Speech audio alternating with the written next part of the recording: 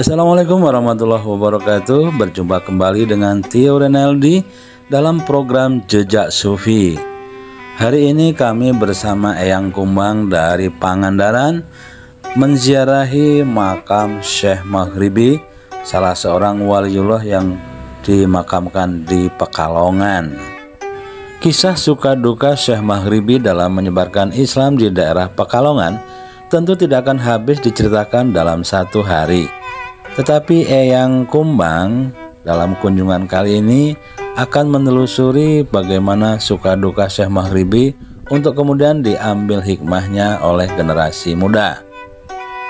Eyang Kumbang yang latar belakangnya pesantren dan seorang dai tentu memaknai ziarah ini sebagai salah satu jalan spiritual untuk mendapatkan pencerahan di masa yang akan datang. Di tengah gempuran gerakan anti-Islam dan framing negatif terhadap Islam, menurut Eyang Kumbang, kita sebagai generasi muda harus kembali membuka lembaran sejarah di masa lalu.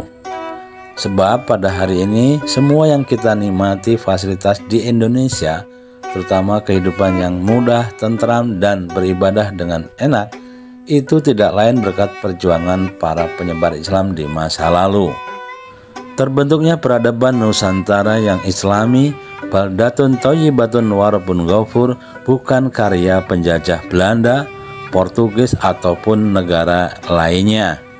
Nusantara menjadi sangat ramah, menjadi sangat nyaman untuk kita tempati, itu berkat perjuangan para penyebar Islam di Nusantara.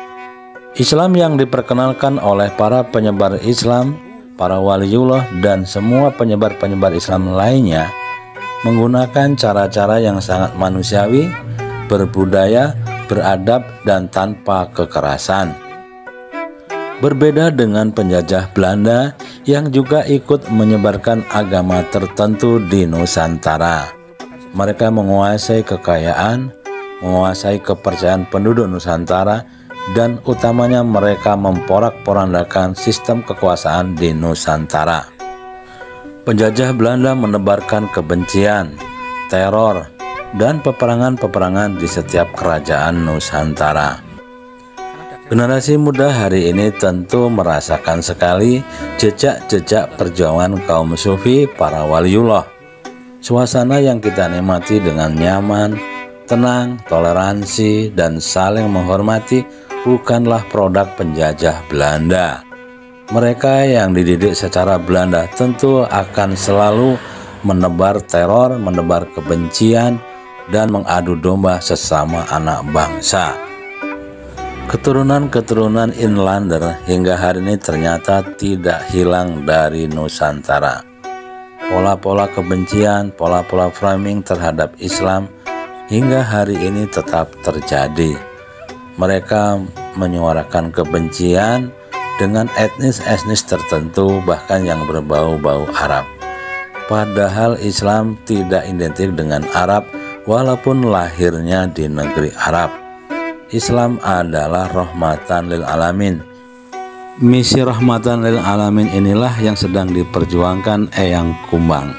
Oke, sampai di sini dulu jejak perjalanan sufi di Pekalongan. Wassalamualaikum warahmatullahi wabarakatuh. Jangan lupa like, share, comment, and subscribe.